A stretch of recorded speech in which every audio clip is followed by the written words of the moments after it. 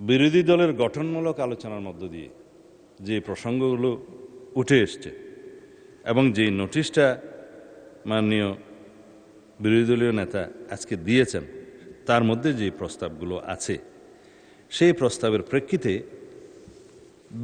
দুইটা মন্ত্রণালয়ের পক্ষ থেকে দুইজন মাননীয় প্রতিমন্ত্রী এর লিখিত জবাব দিয়েছেন।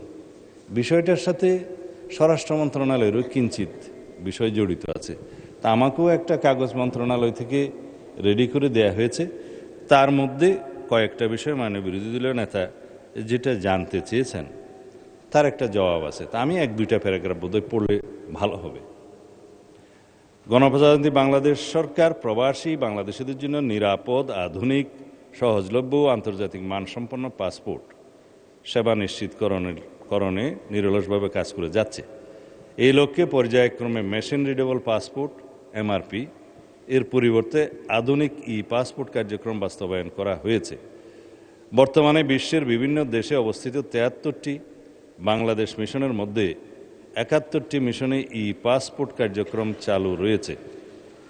বিগত 6 মাসে উক্ত মিশনসমূহে ইস্যুকৃত পাসপোর্টের মধ্যে প্রায় 86% পাসপোর্ট এবং 14% এমআরপি পাসপোর্ট, যা প্রমাণ করে প্রবাসী বাংলাদেশি নাগরিকগণ নির্বিঘ্নে পাসপোর্ট সেবা গ্রহণ করছেন।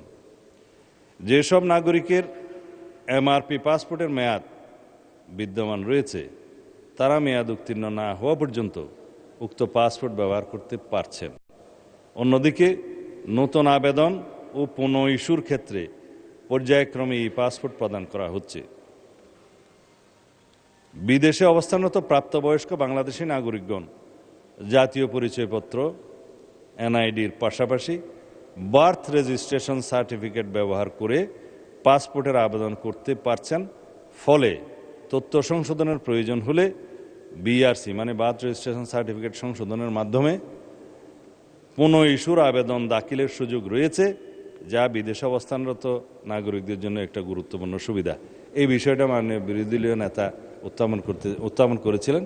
এই জবাবটা এখানে আছে। আমরা বার্থ রেজিস্ট্রেশন সার্টিফিকেটের মাধ্যমে যদি কোনো সংশোধনের প্রয়োজন হয় সেটা আমরা আমলে নিচ্ছি। পাসপোর্ট সেবা সহজীকরণের লক্ষ্যে সরকার ইতিমধ্যে একাধিক নীতিগত ও প্রশাসনিক পদক্ষেপ গ্রহণ করেছে। এর মধ্যে উল্লেখযোগ্য হল পুলিশ ভেরিফিকেশন ব্যতিরেকে পাসপোর্ট ইস্যু করা, অনলাইন আবেদন ও অনলাইন পেমেন্ট ব্যবস্থা, এসএমএস ও অনলাইনের মাধ্যমে আবেদন অগ্রগতি পর্যবেক্ষণ, অভিযোগ প্রতিকার ব্যবস্থা, কল সেন্টার ও হেল্পলাইন চালু এবং বিদেশে অবস্থানরত নাগরিকদের জন্য বিআরসির ভিত্তিতে বার্থ রেজিস্ট্রেশন সার্টিফিকেটের ভিত্তিতে আবেদন গ্রহণের সুযোগ সৃষ্টি।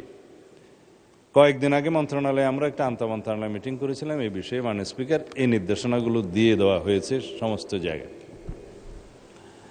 প্রবাসী বাংলাদেশিদের সুবিধার্থে বিদেশস্থ বাংলাদেশ মিশনসমূহের আওতাধীন দূরবর্তী ও দুর্গম এলাকায় মোবাইল এনরোলমেন্ট কিট বাড়ি বাড়ি গিয়ে যাতে এনরোলমেন্ট করতে পারে, মোবাইল এনরোলমেন্ট কিট ব্যবহার করে পাসপোর্ট আবেদন গ্রহণ ও সেবা প্রদান করা হচ্ছে। পাসপোর্ট ব্যবস্থা চালুর ফলে পাসপোর্টের নিরাপত্তা উল্লেখযোগ্যভাবে বৃদ্ধি পেয়েছে। আবেদনকারীর 10 আঙ্গুলের ছাপ, আইরিশ স্ক্যান এবং সরাসরি উপস্থিতিতে ছবি গ্রহণের মাধ্যমে বায়োমেট্রিক তথ্য সংরক্ষণ করা হচ্ছে। এর ফলে জালিয়াতি, প্রতারণা এবং অন্যের পরিচয়ে পাসপোর্ট গ্রহণের সুবিধা কার্যত বিলুপ্ত হয়েছে।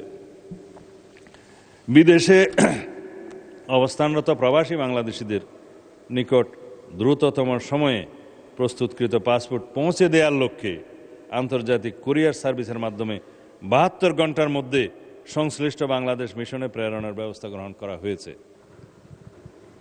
এছাড়া অবশিষ্ট বাংলাদেশ মিশনসমূহেও পর্যায়ক্রমে পাসপোর্ট কার্যক্রম সম্প্রসারণের কাজ চলমান রয়েছে। তবে স্বীকার্য যে কিছু ক্ষেত্রে বিদেশস্থ বাংলাদেশ মিশনসমূহে পাসপোর্ট সেবা প্রাপ্তিতে কিছু প্রতিবন্ধকতা বিদ্যমান রয়েছে, যেমন মাল্টিপল অ্যাক্টিভ বায়োমেট্রিক মিসম্যাচ, বিভিন্ন তথ্য সংশোধন, হারানো পাসপোর্ট, পূর্ববর্তী পাসপোর্ট যাচাই অথবা বিশেষ অনুমোদন সংক্রান্ত আবেদনসমূহ দ্রুত নিষ্পত্তি করা সম্ভব হচ্ছে না। অনেক ক্ষেত্রে প্রয়োজনীয় ডকুমেন্ট যথাসময়ে সিস্টেমে আপলোড না করা, সমস্যার প্রকৃতি যথাযথভাবে অনুধাবন করতে না পারা, অথবা পাসপোর্ট অধিদপ্তর সংশ্লিষ্ট দপ্তরের সাথে সময় মতো সমন্বয় না হওয়ার কারণে আবেদনকারীদের দীর্ঘদিন অপেক্ষা করতে হচ্ছে। আবেদনকারীদের যথাযথ দিক নির্দেশনা প্রদানের ক্ষেত্রেও সীমাবদ্ধতা পরিলক্ষিত হয়। প্রয়োজনীয় কাগজপত্র, আবেদন প্রক্রিয়া বা সমস্যা সমাধানের বিষয়ে সুস্পষ্ট ধারণা না থাকায় অনেক প্রবাসী নাগরিককে একাধিকবার দূতাবাস বা পাসপোর্ট সেন্টারে যেতে হচ্ছে। ফলে তাদের অতিরিক্ত সময়, অর্থ ও শ্রম ব্যয় হচ্ছে এবং অনেক ক্ষেত্রে কর্মঘণ্টা নষ্ট হওয়ায় আর্থিক ক্ষতিরও সম্মুখীন হতে হচ্ছে। কিছু দেশে আউটসোর্সিং প্রতিষ্ঠানের মাধ্যমে এই পাসপোর্ট কার্যক্রম পরিচালনার ফলে অতিরিক্ত ভোগান্তি সৃষ্টি হচ্ছে। উদাহরণস্বরূপ, মালয়েশিয়ার কুয়ালালামপুরে আবেদনকারীদের বায়োমেট্রিক কার্যক্রম সম্পন্ন করতে এক স্থানে এবং পাসপোর্ট গ্রহণ করতে অন্য স্থানে যেতে হয়। পরবর্তীতে পাসপোর্ট অ্যাক্টিভেশনের সময় পুনরায় আউটসোর্সিং প্রতিষ্ঠানে যেতে হয়। ফলে আবেদনকারীরা বাড়তি দুর্ভোগের সম্মুখীন হচ্ছেন, যা সমাধান হওয়া প্রয়োজন এবং এই বিষয়ে আমরা কাজ করছি। মাননীয় স্পিকার, উল্লেখ্য, প্রবাসী বাংলাদেশিদের কল্যাণ, সুরক্ষা এবং উন্নততর পাসপোর্ট সেবা নিশ্চিতকরণে সরকার সর্বোচ্চ অগ্রাধিকার দিয়ে কাজ করছে। ভবিষ্যতে এই কার্যক্রম অব্যাহত থাকবে।